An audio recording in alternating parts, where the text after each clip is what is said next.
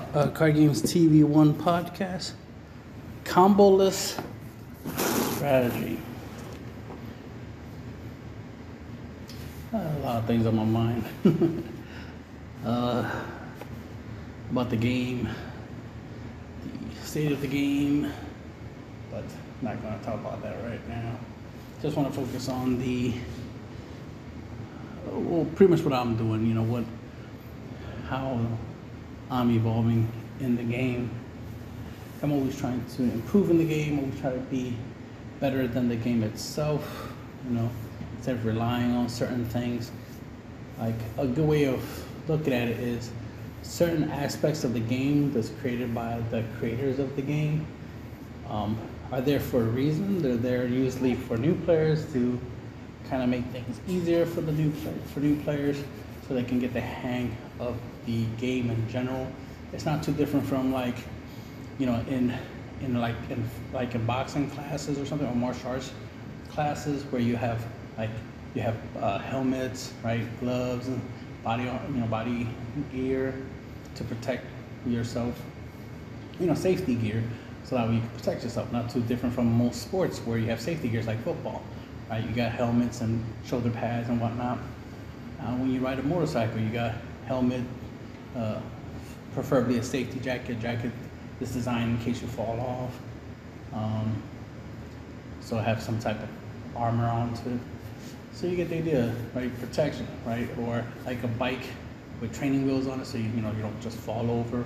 That way you can get the hang of balancing and stabilizing yourself. Once you get good at stabilizing yourself on a bike, then you can take the training wheels off because you won't need it no more, right? Because you're now at the point where you essentially are the training wheel, or just surpass the need for it, right? And sometimes in anything you do, especially when you're good at it and you keep improving, that's the true sign of improvement, is when you get to the point where you don't need something, where you don't need to do as much as you used to. You know what I mean? Let's say you used to, especially if you're a martial artist, you typically practice certain moves over and over again so you can get good at it.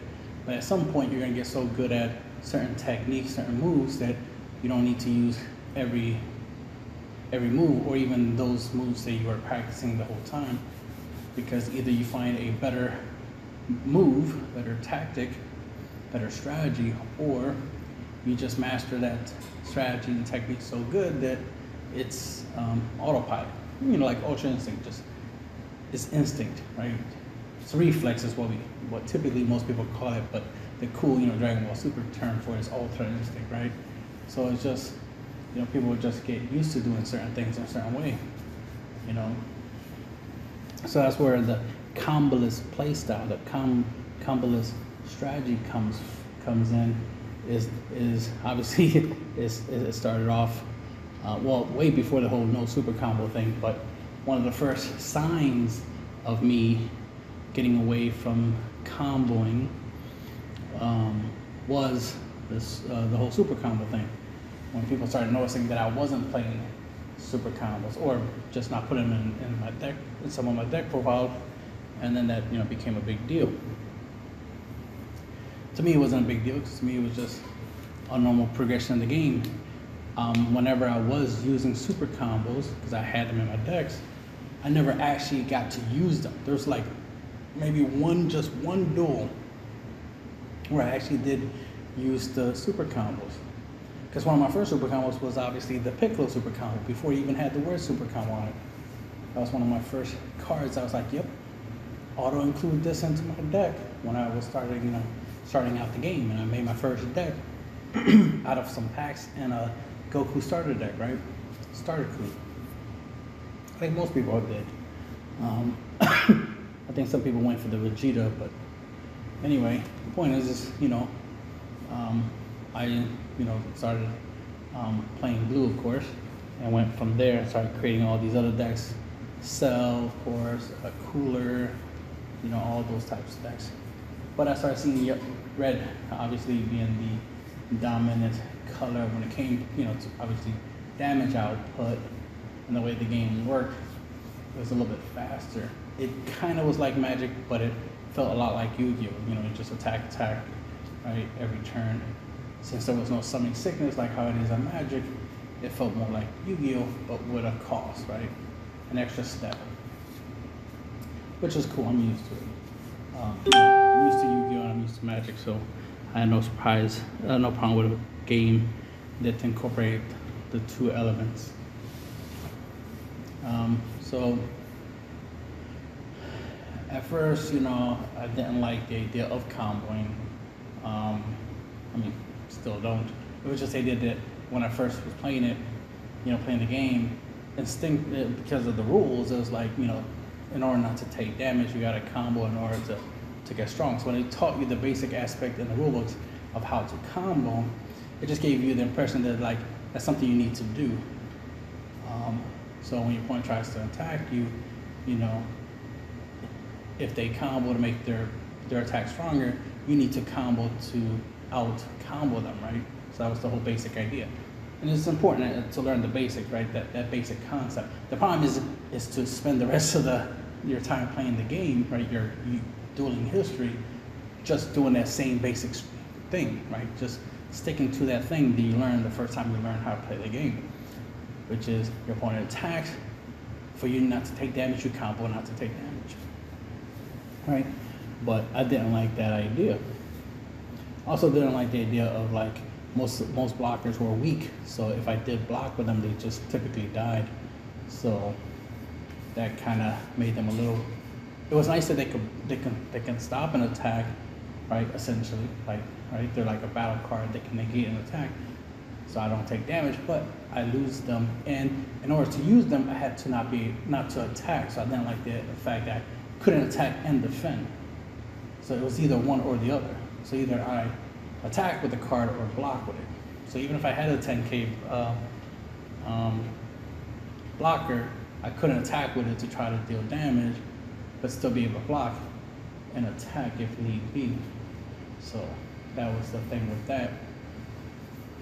So of course I was always trying to find ways to fix that, because I was like, well, I want to be able to attack, but I also want to be able to block, because I don't want to take hits. I want to be able to defend, so defense was always important for me. In any card games, as well as actual fighting, defense is important. The better I'm at defense, the less I have to worry about offense, right? Because then offense becomes easier when you have a strong defense.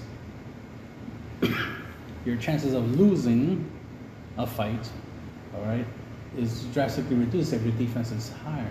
Just like your chances of losing a football game is drastically reduced if your defense is high, right? And the list goes on and on of how important defense is. So right off the bat in the beginning of the game, you know, me and my friends were just we'll combo every time. So as soon as the game started, my opponent attacks with their leader to my leader, I just 5k combo, bang, every time. But I quickly noticed in like 2-3 turns, my hand's getting really small, and it's like, And this, you gotta understand, this was before we even had leaders that draw on the front side. So comboing really hurt when the game first started. You know, you start with a 6-card hand, you draw for a turn, charge in energy, so you still have 6 cards in hand, right? And you don't draw with the leaders at this time. So, and this was set 1, right? You gotta understand this was set 1. It's not like this was set 3 or set 4, 6, or 7 when I started getting into the game. No, I started at the beginning. So set 1, this is how it was. It's like, yeah, you comboed, you were losing cards because every turn you had to charge if you wanted to play anything, right? Especially anything big. So you had to charge every turn, and then if you didn't want to take damage, just from a leader's week, 5k combo power. So if your opponent attacks with their leader and doesn't combo, 5k can help you out combo the attack, right? So if you didn't want to take the damage, you had to out combo. But then of course there was the idea of like, well, just take the hit. But the thing is, taking the hit means it will eventually add up to you eventually, losing all your life. You don't want to be in a position where your opponent can, start double striking you, right? Because we did have Champa in the beginning of the game, set 1. So you didn't want to end up in a scenario where your opponent chomped you and took, if you allow yourself to get to 4 and go from 4 to 2 real quick, and then right now it just takes 2 attacks or a double strike to finish you off. So you don't want to be in that danger zone. So you always want to have, you know, at least 6 life. Like it's okay if you take 2 damage, you know, in the first 2 turns of the game, but then turn 3 and turn 4, you didn't want to be at 2 life. That was always the danger zone. So you always wanted to, you know, have more life, stay in the game longer. Yeah, I remember we didn't have, you know, floodgate negates yet. Well, technically we did. We had the flying nimbus, but you had to play yellow for that. For those who did play yellow, good for y'all. Y'all have flying nimbus. But most people didn't play that many battle cards for flying nimbus to really put it in work. On set 1, I think flying nimbus was set 1 if I'm right. Yeah. Anyway, the thing is that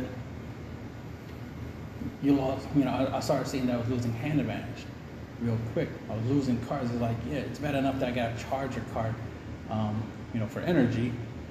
So I'm losing a card that I could have played, but now I got to charge it, and then losing cards just to combo, just because my opponent declared an attack with the leader. And you can't just get rid of the leader to prevent that from happening every turn, right? It's like every turn your opponent's going to swing with their leader, so it's like, damn, I'm going to have to lose a card every turn. And since our leaders don't draw on the front side, there's no way of getting those cards back, right? So for a lot of people, it was, you know, it was highly encouraged that, well, you want to awaken, because once you awaken, you can draw when you attack. That will help you mitigate the fact that you're charging every turn and the fact that you might combo defensively. So that's why a lot of people just made a habit of just like, you know what, I'm not going to combo, I'm going to take the hit, and then once I'm able to awaken, then I can add more cards to my hand, so that greatly increases my hand size, so that way I have cards to, you know, to combo defensively if I need to, and be able to play. And then the idea was just like the race of trying to deal more damage to your opponent than they do to you. So that's where like double strike came into play, where it's like, okay, you dealt me 1 damage last turn, but now it's my turn. I'm gonna swing, bang, double strike you, and that's 1 damage more to you than you dealt me. You know, and I'm gonna try to do that again next turn if I can. Try to do 2 more damage. That way I can get to 0 before you get to 0. So I'll beat you 1 turn before you beat, you know, you're able to beat me. So it's a little basic race like that, basic little scenario like that. But then of course you went from there to, you know, the idea of like, okay, well, I don't want to take damage at all. What can I do to make it where I don't take damage? Not only do I not take damage, I also don't want to, I also don't want to lose card advantage, right? I don't want to lose the cards that I already have, especially until I awaken. I don't have the ability to, you know, replace those cards. So kind of like the way the game originally started off, you kind of self hand controlled yourself, like hand controlled yourself. And the way the game was with the whole comboing system, you essentially was hand comboing yourself, you know, which wasn't a good thing.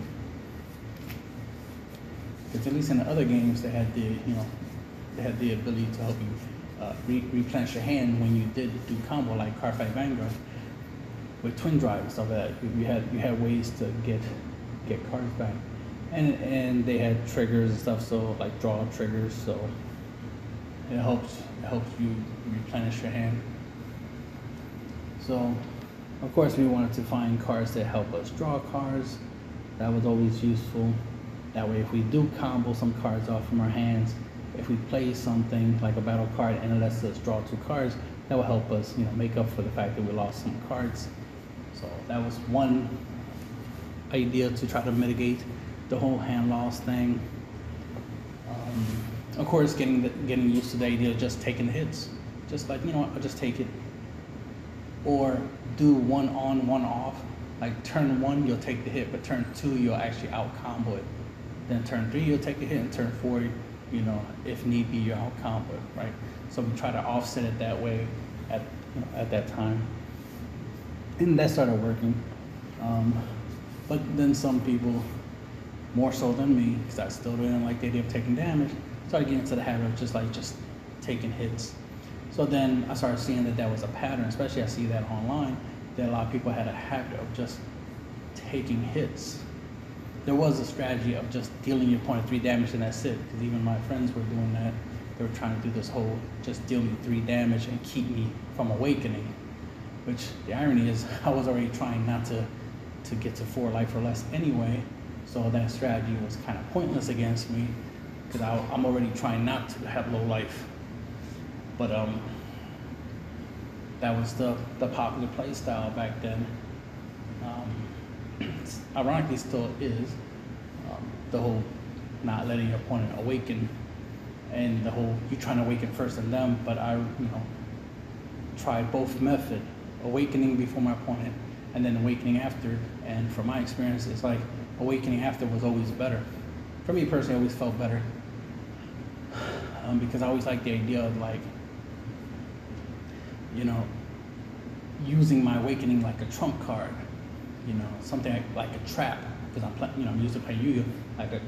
Like a trap. It's like, aha, right now I'm at a disadvantage, but if I use my leader's awaken ability to draw 2 cards, now I can get a bigger hand size, I have more options or something if I have that type of leader, the draw 2 leader. So it's like, okay, I can awaken my leader, draw 2, then because my leader can now draw when it attacks, that's an extra card, so now I can have 3 cards. So saving it for the right moments where I'm like, haha, my opponent thinks I have a low hand size, but surprise, I awaken, draw 2, attack with the leader, draw another card, so now I have 3 new cards in my hands, and now I can change, the turns of the tide, right? Turn the tide on my opponent, so I can just make a comeback. And I always saw that awakening was kind of like a comeback mechanic.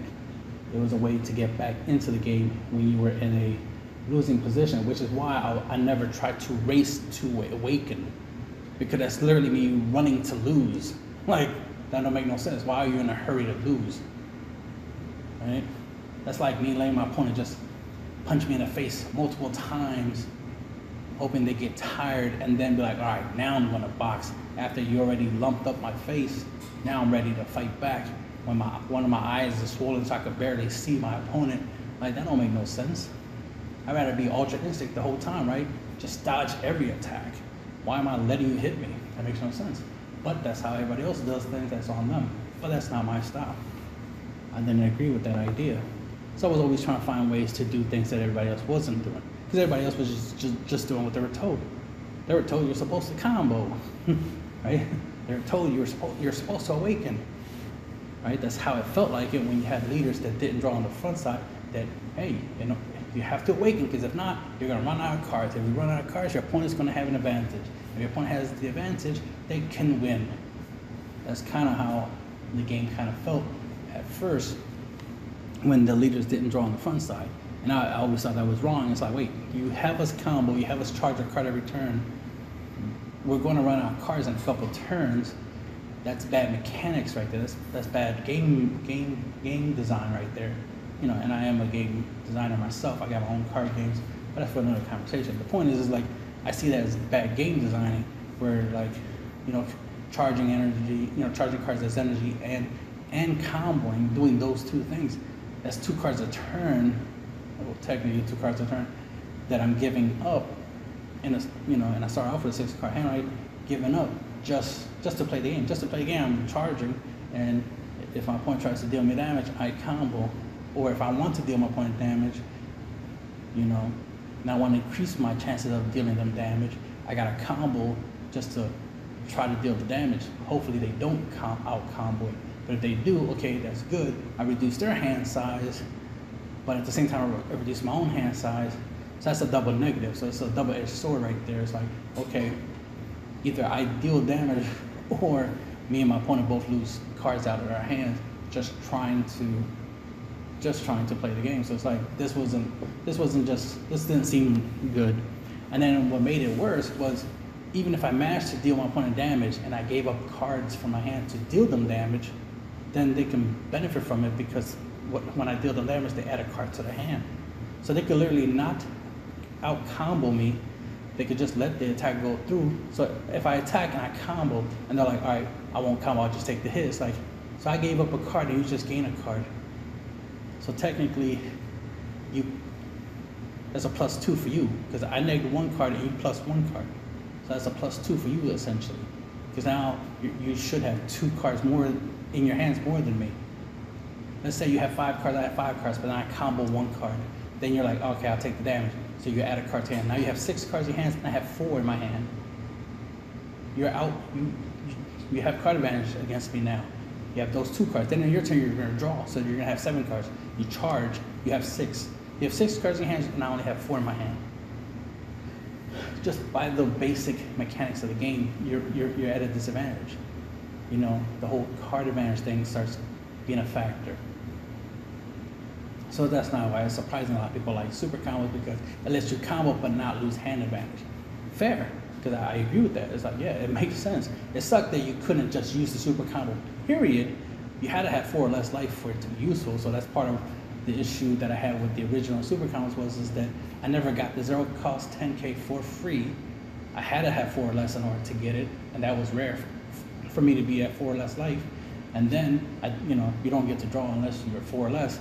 Right, so since I don't get either one of those benefits unless I'm 4 or less, aka losing at the game or in a losing position, it became useless to the point where I charged the super combos a lot because they were useless to me.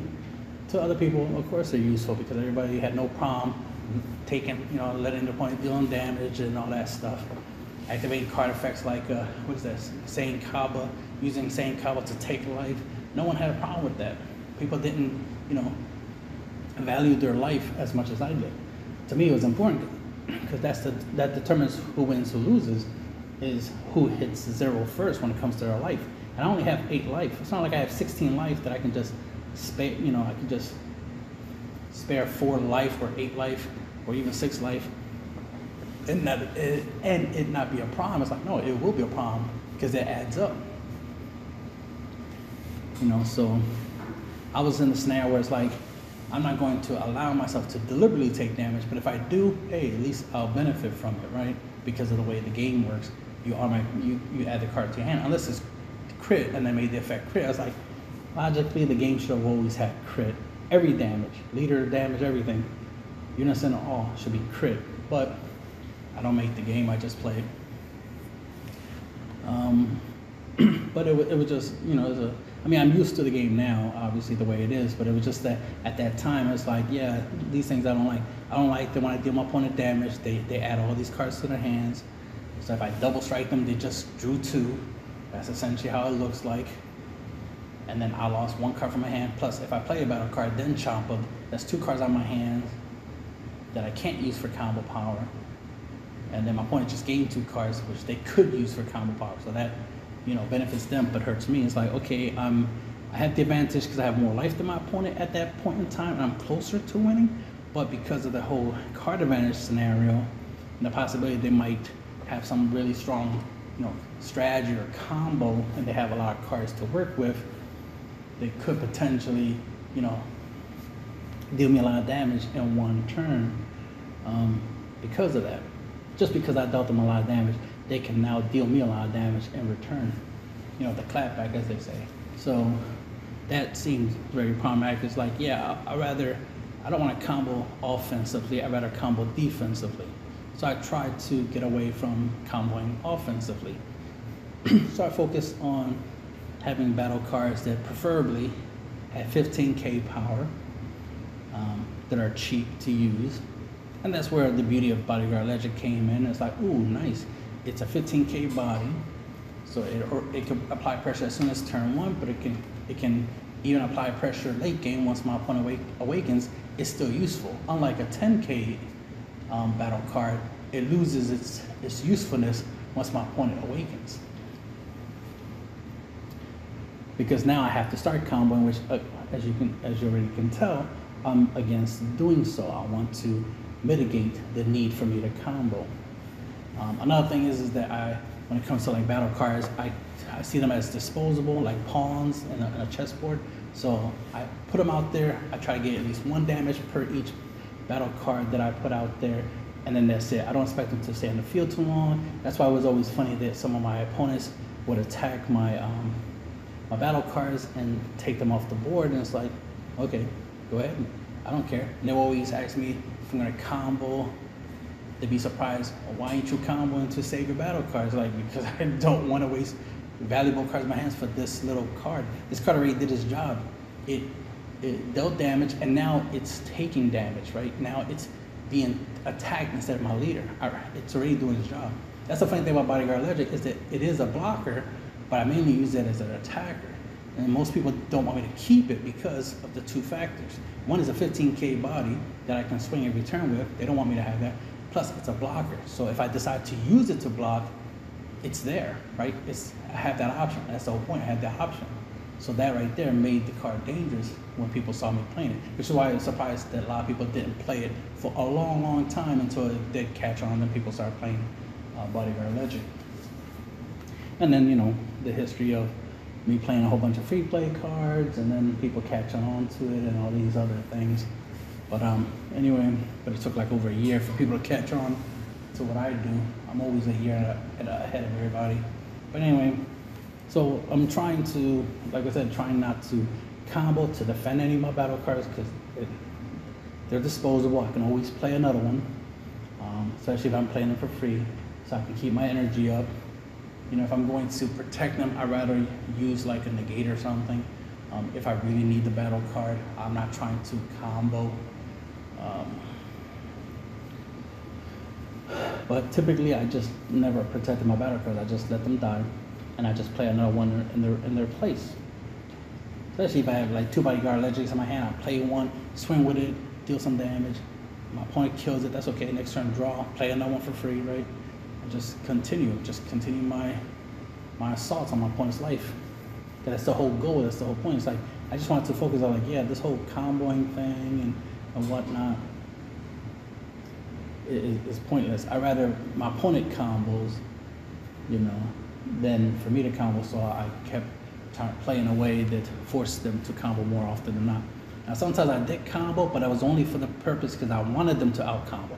I wanted them to be like, no, I don't want to take this double strike damage, so I'm going to combo to try to survive that, which is good because that deliberately made their hand smaller, which made it hard for them to fight back, which means when we got close to end game, I'm going to go for my win con, they have less cards to play against me, right, when it comes to combo power, and I can go for game. And I always try to keep my opponent's hand size less than 6.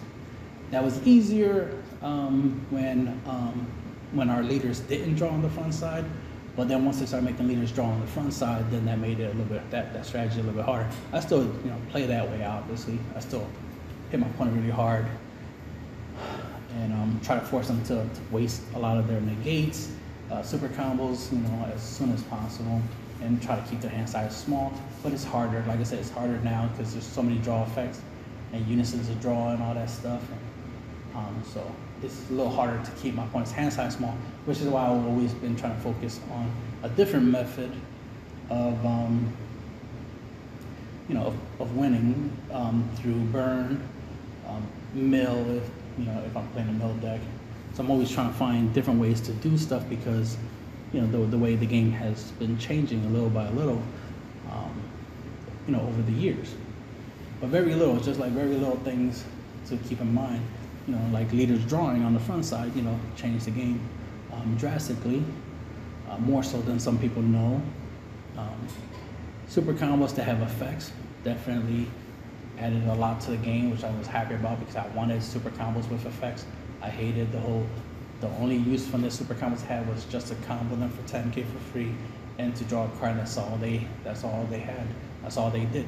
I like stuff like Shagesh, you know, Android 16 super combo that makes your opponent lose the card. It's like, yeah, that's what I want. I want when I combo, I want my opponent to lose card advantage, right? I don't care too much, you know, to gain card advantage because, you know, I don't want. I care more that what my opponent can and can't do more than what I can and can't do, because I only need like 1 or 2 cards to do the stuff I want to do anyway. My win con was always based off of like just playing 1 card and using that 1 card to win, so it's not like I needed a whole bunch of cards in my hands to win.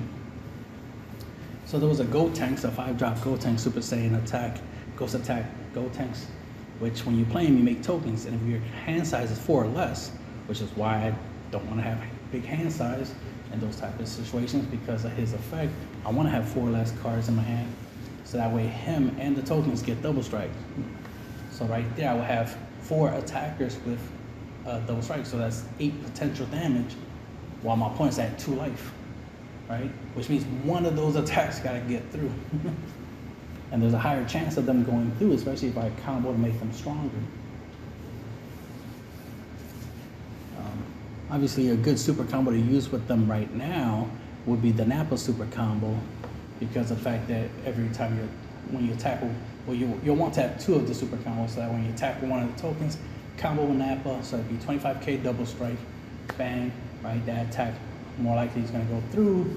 Then Napa hits the field. Then on your next attack, use the Napa on the field combo again, so you have another 25k double strike. And then you keep doing that.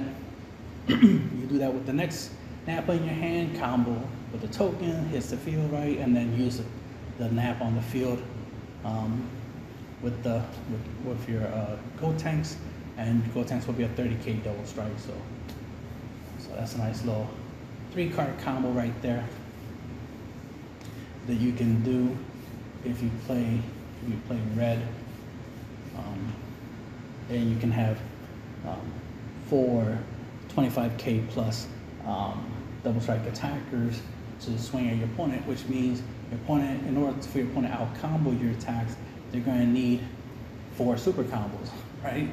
They're going to need 10k combo power for each attack. But if you made them use their super combos early game, they're tapped out, all that good stuff, and their hand size is small, the likelihood of them having 8 cards in hand that are 5k combo power to try to stop each and every one of your attacks is very slim. And remember, they're at 2 life, so you just need one of the double strikes to go through. So, that kind of stuff. So if they have a 6-card hand, that means at most, they might have 30 combo power. So they could stop 3 of your attacks, but not all 4. Plus you still have your leader swing. And if you have a unison, then that's another swing. So you have up to 10 damage on board. That's not including if the unison and the leader has dual attack. Then that gives you more attacks. And that's the basic kind of concept. Always trying to think beyond the basic scopes of the game. So your opponent's hand size is very important for you to keep track of. Make them combo more than you combo. And that's why comboless strategy is very important to me in the way I play. So much so that a lot of my decks have very little combo power, because I have more extra cards, more unisons in my decks than battle cards. Technically, it's more battle cards than extra card and unisons combined. Technically, the unisons and extra cards take up about 20 cards and a little bit more, so almost half the deck. So half the deck it has combo power, the other half doesn't typically, but I've been leaning towards more unisons in my decks, more extra cards, especially if the extra cards can make tokens or something like that, so I can get out more attackers, so I can swing fast and hard against my opponent, very aggro, or anything that could boost up my attacks, maybe cards that can help rip cards out my opponent's hand, whatever I can do to improve upon my game plan is what I want to put more in my deck, so it leans more towards my strategy of how I want to play out the game and win than just having a whole bunch of combo power, because having a whole bunch of combo power in a deck and filling your deck up with over 50% of battle cards, that's a set 1 type of mindset. A lot of people didn't play a lot of extra cards. They played a lot of battle cards because they were trying to make sure that they always had something they can combo with. So that was the mindset of set 1 players, was have a lot of battle cards. So they barely played negates like that. So at most there'll be 4 negates in a deck, 4 extra cards in a deck, and it'll just be the negates, like Weast Cohesion or something, or Flying Nimbus. That's about it. People didn't like to have more than 4 extra cards. Now they have tons of extra cards. Now there's decks that 80% of the deck or more is extra cards. You know what I mean? Some of us, you know, are playing all unisons in our decks, or all extra cards in our decks, or half and half unisons and half extra cards. You know, that kind of stuff. So a lot of us experimenting with different ways of playing the game. That's the other thing. It's finding different ways to play the game within the game, so that way that gives you an advantage, because everybody else is playing the game in one way, you're playing the game in another way, and that other way gives you more advantage than against, you know, everybody else. Let me put it this way. It's the idea that while everybody's playing, you know, you heard that expression before, while everybody's playing checkers, you're playing chess. It's essentially like that. I mean, the different version of that I've always said was why everybody, like for example, when I play Magic, I'm always trying to play it like it's Yu-Gi-Oh! While everybody's tapping energy to, you know, mana to play cards, I'm trying to play stuff for free. So I mainly play Affinity, but I do play other stuff. But Affinity is my preference because it plays like Yu-Gi-Oh! Right? Whole bunch of free play stuff for free, while everybody else is paying for energy. So I'm always trying to do things that is kind of goes against the game. Kind of be like, what's the point of a game where you use energy to play stuff if you're just gonna play stuff for free, right? So that's why in Dragon Ball Super, when I was like, oh, saw a couple cards that had 0, like Xenobut and stuff like that, and a couple other cards that cost 0. I was like, I hope they're gonna bring out some more cards that cost 0, or at least have cards you could play for free. That's gonna be interesting, because I definitely want to get those cards and put them together. I literally have a folder on my computer that's free play. It's called free play, and the idea is everything in there I could play for free if I just meet the conditions. So that's why when they started giving us stuff like Flute and, you know, Xenobut, right, and minus Killing Zone, and what else? You know, the 4-star ball, which I still use now, obviously. But they gave us a whole bunch of other, you know, 0-cost stuff. Bodyguard Legic, obviously. What else? Overrealm, that to me that's free. As long as I'm not paying energy, it's free. So Overrealm, that was a big free thing that they gave us when they brought that into the game. And it's like, ooh, yeah, it's free. So of course I started immediately incorporating Overrealms into my decks. But what was interesting is that once Unisons came into the game, I started leaning towards, you know, using them as my battle cards. And I definitely wanted some blockers. I like, oh man, if Unisons, they make Unison blockers, I'd be busted. And then they did. So, and they are. They're very busted. So they're great defense, because I can use them offensively and defensively. Yes, no combo power, but I'm trying not to combo anyway, so it's not a problem for me. For everyone else, there's complaints, right? But for me, that's not a problem. That's not a weakness. That's not a side effect, right? That's not a drawback, as some people say. It's like, for me, that's like, yeah, that's my criteria. My criteria is that I'm trying not to combo anyway. If the goal is to protect my leader, I'd rather block the attack, negate the attack, or ultimately just take the damn hit. I'd rather simplify, because that's another thing about how I play, is that I'm trying to simplify things. I'm not trying to add, you know, complexity to how I play. Especially if I have to try to memorize those complex concepts for each and every one of my decks. I'd rather just have a basic way of playing. That way, all my decks, I can play them all pretty much the same way. They'll do different things, because obviously some cards are going to have different effects than others. You know, different color requirements, right? Some decks, I might play a whole bunch of 1-drops, and another deck I'm playing a whole bunch of 3-drops, or a combination of 1 and 3, or whatever, right? But other than that, the playstyle is the same. You know, I'm still trying to deal a lot of damage the first 2 turns, right? And I always say, the first 4 damage is the easiest, next 2 require a little effort, the last 2 is the hardest. So I do that with every one of my decks. I'm That's how I'm playing. That's my whole goal. That's my game plan. Is to keep doing those, is to do 4, 2, and 2. The first 4 is the easiest, so that's nothing. And then just do 2 damage back to back, consecutively in the following turns until game. So the more power I have, like 20K and above, 30Ks, 40Ks. That's my new thing right now. Is I'm trying to incorporate 40Ks more into decks. So obviously still doing the 30K thing, but trying to put in some 40Ks if I can, and incorporating that into the decks. That way I will require way less attack power. I mean, way less combo power. I don't have to worry about comboing. My opponent does. And then the irony with like having like 30K attackers, for example, is that typically your opponent won't try to try to attack over it, right, to kill it, because it'll be kind of tough because they're 30K bodies.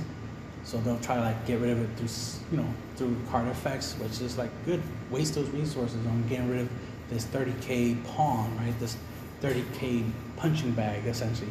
It already did its job. It already did what it was supposed to do. It was supposed to either A, make you lose hand advantage, or B, hit you for damage. That's it. After that, I have no more use for it.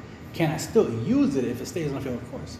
I'll reuse it if it stays on the field. But if it doesn't stay on the field, it's not a big deal. I never planned for it to stay. Which is why I like, obviously stuff that I could play for free, because, that allows me to keep my defenses up while still applying pressure, putting things out there. It gets destroyed, that's fine. I'll just play something else. But I always try to simplify the state of the games.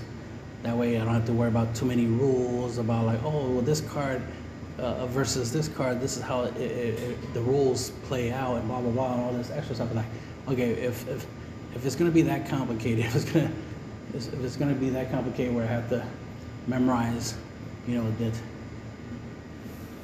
that this wording on this card, works this way, and this wording on this card works that way. It's like if it's gonna be like that, it's gonna be a whole bunch of wordplay basically. Then I'd rather not.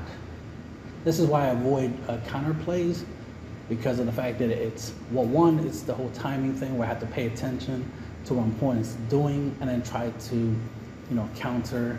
So then I have to save energy for it. Unless it's a free play like guy sitting in trunks or something, obviously you could play for free, but still you gotta, pay attention to what your opponent is doing and then try to do it, and hopefully they don't have deflect. But the logical thing is to have deflect, especially if it's your win con. Your win con, if it's a battle card, definitely should have deflect. If your win con is a unison, well, you don't have to worry about deflect, right? Which is why I've been leaning towards unisons as my win cons, and I've been leaning towards unisons as my battle cards in the first place. So my decks are, slowly filling up with more unisons, being backed up by extra cards, and some battle cards as tech options. That's why I use the Goku Adventure Begins with the 4-star ball as my little combo engine, so that way, again, I don't really have to worry about comboing, because my goal is not to combo anyway, unless I technically have to. But I prefer pseudo-combo, effects that act like comboing, right? Where my leader can power itself up defensively, or I could activate a battle card's effect to protect my leader, or unison to protect my leader, combo-wise, so to speak, by giving it a boost, like Senzu Bean-like effects. Definitely look for. That's why I play Senzu Bean in a lot of my blue decks, because it gives me that infinite combo capability where I don't have to worry about comboing every one of my opponent's attack. Floodgate negates, of course, just so I don't have to even worry about comboing or even worry about being attacked in the first place, because I'm using a floodgate negate. So these are the reasons why I play what I play, is because of those concepts. I'm trying not to combo. So that's why it's my comboless strategy or comboless playstyle, however you want to call it. I'm trying not to combo. I'm just trying to play big things for cheap, swing hard. Force my opponent to combo, force my opponent to play a more complicated game while I play a more simplified game where I don't have to do too much. See, I try to do all the thing. L2. I just lost train of thought because of that radio call. Okay, what the hell was I saying? I was talking about comboing. I'm trying not to combo.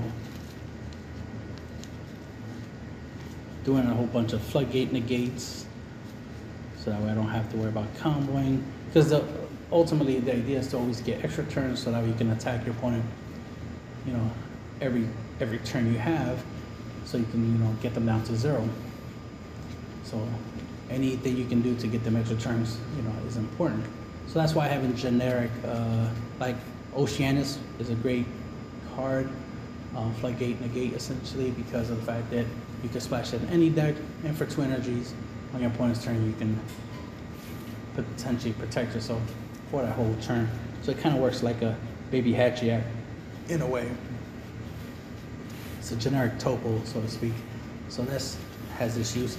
There are other cards that are similar that I also play with her, like, you know, battle cards. But that's the main thing, is like I do like counterattacks. That's what I was saying. The whole counterplay thing, I try not to play counterplays because, you know, it causes, you know, some interactions, and then it just makes the game a little bit more complicated because I have to pay attention and use it at the right time. And then some stuff, even though it has deflect, technically you can hit something with it or something, like, because of autos. Like, there's some extra layers, and some people love that extra layers, and they memorize that stuff because they want to take advantage of it. It's like, all right, fine, to each their own. I'd rather just not waste time playing the rule game, right, where I'm trying to use certain rulings on certain card effects, you know, to try to give me some type of advantage in the game, when I'd rather just make things simple and straightforward. You know, it's like, nah, I'll let you play what you want to play. I'll defend myself this turn so I survive. Next turn, I'll just beat you. That's it. Make it plain and simple. And that's the thing, is I try to make things simple, not just for myself, mainly for myself, right? But not just for myself. The fact that I do share my ideas, my decks and stuff like that, and some gameplays and anything else, my thoughts about the game, I want to make sure that if anybody was trying to mimic my play style, they're trying to learn from me, you know, because there's some people used to complain about, they're like, oh man, you gotta make sure your videos and your decks and this and that, you know, is new player friendly, or this, that, and third. It's like, you know, you gotta make sure you teach the new players how to play the game, blah blah blah, all this extra stuff. Like, well, I have no responsibilities for new players because I'm not sharing my knowledge for new players. My knowledge and my information that I'm sharing it's advanced. I'm not a new player. You know what I mean? I haven't been a new player since 2019, so why would I still be in 2020 or 2021 or 2022 still trying to teach people, try to teach new players? Like, no, let them read the rule books, let them watch YouTube videos on how to play the game, right? And then learn how to play the game. And then once they learn how to play the game, and then they want to learn how to play the game at an advanced level, then they can watch the rest of us, right? Watch my stuff, watch everybody else's stuff, and learn all the advanced stuff. But I'm not going to water down. It makes no sense, because I'm not trying to teach nobody anything. I'm just sharing what I know. And the better I get at the game, I'm just sharing my knowledge, my expertise. The more I master the game, I'm going to teach at a master level. That's why I literally made videos called Master Class, not beginner's class, not noob class. No, master class, because the idea is to master the game, is to get better at the game, get good at the game. Why not? Why not get good at something, right? Not master it, right? Why would you want to be a noob or be bad at the game? That don't make no sense. So the idea is to always get better and improve. So I'm always trying to find ways to improve in the game, trying to make it where I don't have to play the game the way the game masters, right? The game creators, right? Created the game. They might want me to play a certain way, but I don't have to play the way they want me to play. I can play the game I want. Because it would be boring and pointless to play this game, or any game, if you had to 100% do it the way someone else tells you to do it.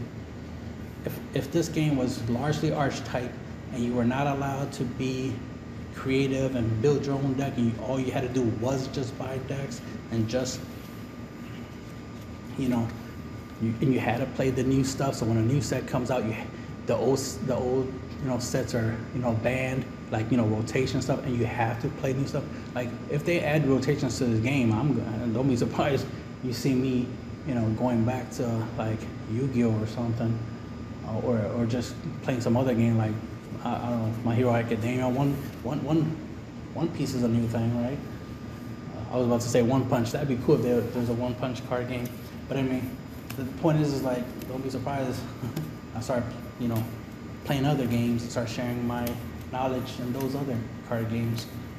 I have a lot of fun with this game, just like I had a lot of fun with Yu-Gi-Oh. But it's like I already mastered it. There's no point in me, beating a dead horse, as they say, right? There's no point in me doing anything because I already mastered the game, and there's not much new that I can do in that game. I already mastered it.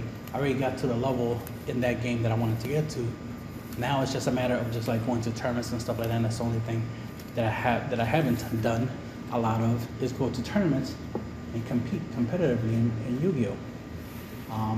Magic, yeah, pretty much I mastered Magic. So it's just a matter of playing competitively. I still haven't mastered Naruto. I got the hang of it, but I haven't mastered Naruto, so that's just, that's something on my list to do. I mastered, to a certain degree, I mastered Digimon. That wasn't that hard to master, but at the same time, there are some new stuff that came out. I haven't been keeping up for a while, so I might, whenever I get a chance to get back into Digimon and see how, see if the game has gotten to the point where it's like, oh, okay, I definitely need to brush up on the game and master the new game.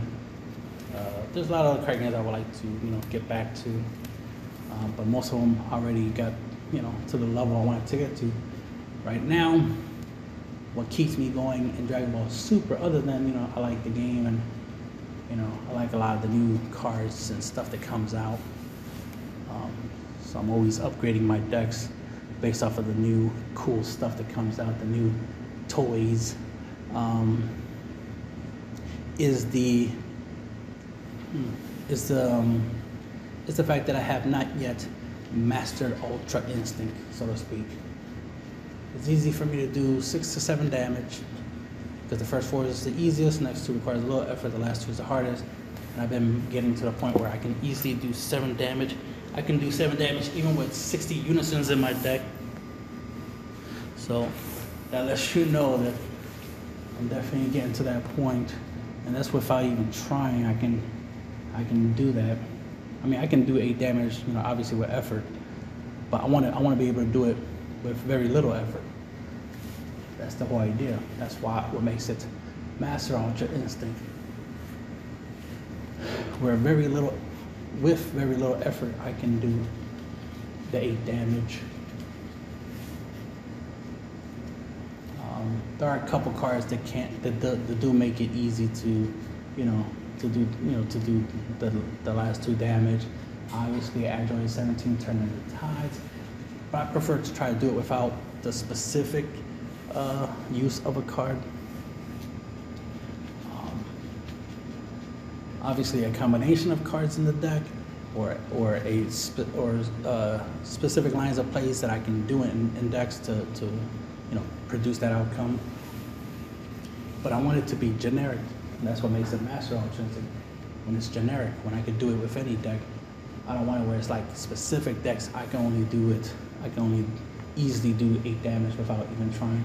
I want to do it with every deck, because that's based off of the way I play, the decisions I make.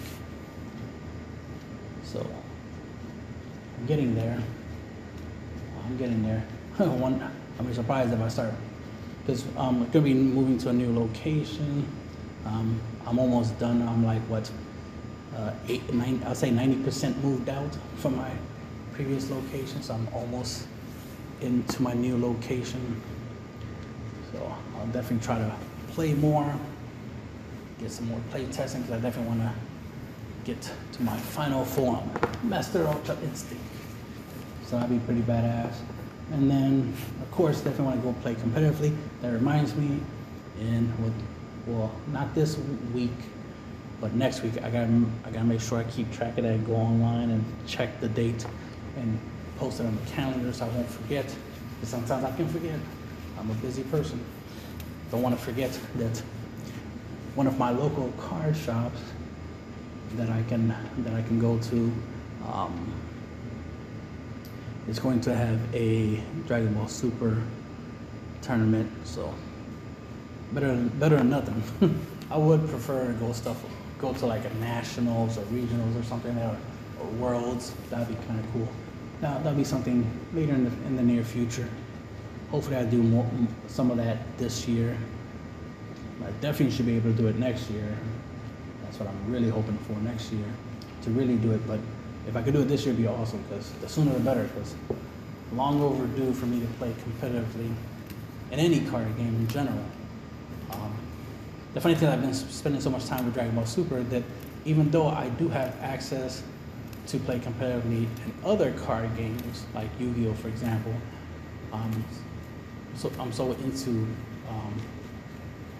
Dragon Ball Super that I don't really pay attention to what's going on in Yu-Gi-Oh competitively. So I've been missing out on a lot of tournaments that I could have gone to, but since I'm focusing on Dragon Ball Super, I missed out on those opportunities. Another thing is, I don't want to go to tournaments by myself. I want it to be, fun. I want it to be an experience. It's not just about winning, but I'm going to be winning. But it's not just about winning. I want to be able to, go there with some teammates, trying to get my teammates together, trying to get some people to come back into the world of card games, but it's been difficult. Can't make people do something they don't want to do. Obviously, when I start playing start going to locals and stuff like that, hopefully I find some new player, some people I can, make friends with, right? And hopefully be able to get them on my team or something, be able to try to build a team that way, or add to the team, I should say. So we'll see what the future holds. Well, that'll be the end. I'm talking too much. That's the end of the podcast.